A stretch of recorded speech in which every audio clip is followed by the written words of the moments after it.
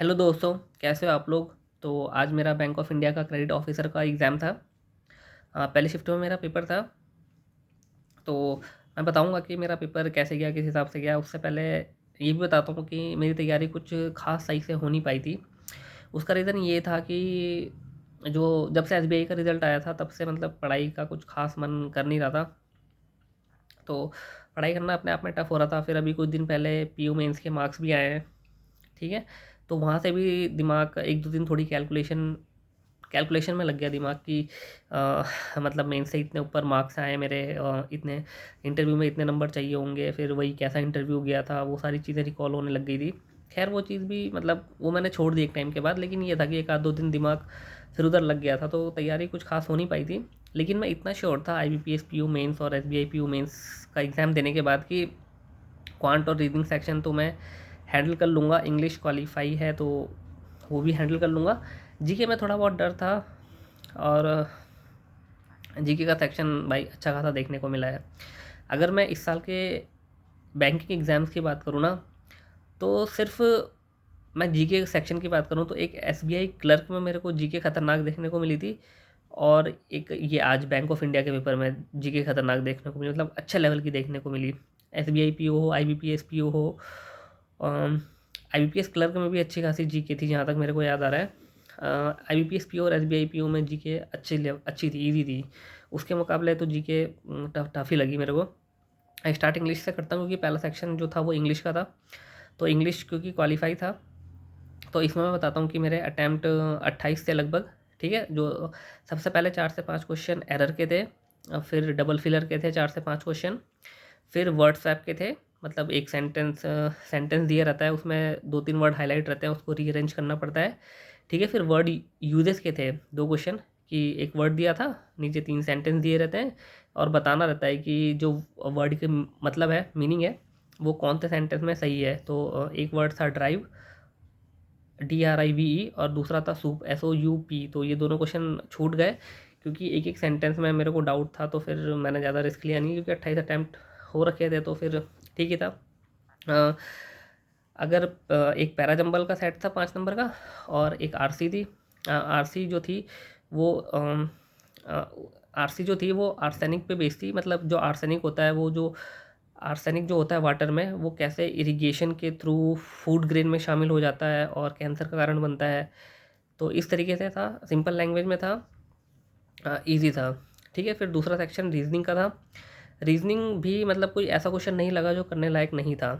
Puzzle सारी करने लायक थी, हाँ लेंदी थी, बट टाइम भी उतना था। तो रीजनिंग का सेक्शन मैं कहूँगा ठीक है, इजी टू मॉडरेट लगा।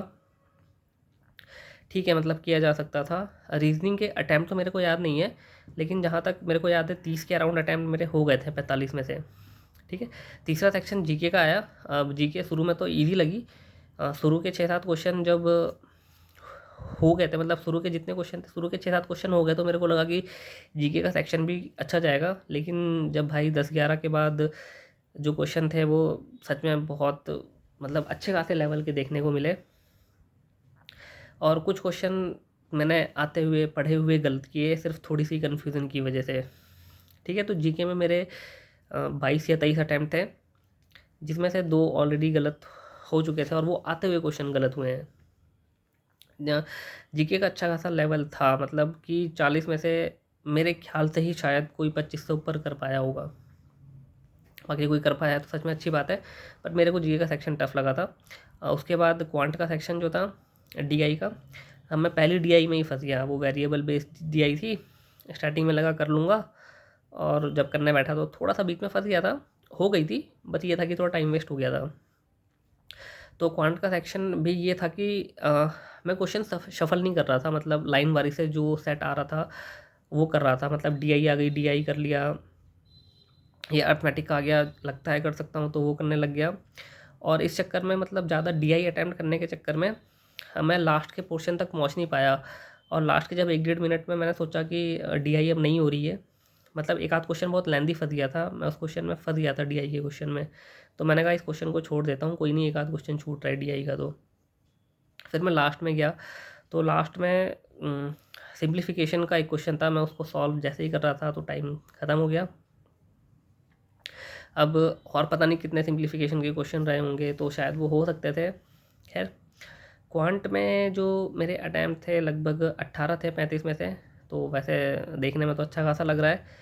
बाकी उसके बाद लेटर लेटर वही था कि 3 क्वेश्चन थे, मतलब 3 चॉइसेस दी गई थी। जो मैंने लेटर लिखा है वो लिखा है कि मेरे को डाउट है कि जो एटीएम है वो हैक हो चुका है और कुछ इरेगुलरिटीज़ हैं जो मैंने नोटिस करी हैं, तो इसके रिगार्डिंग बैंक मैनेजर को लेटर लिखना था।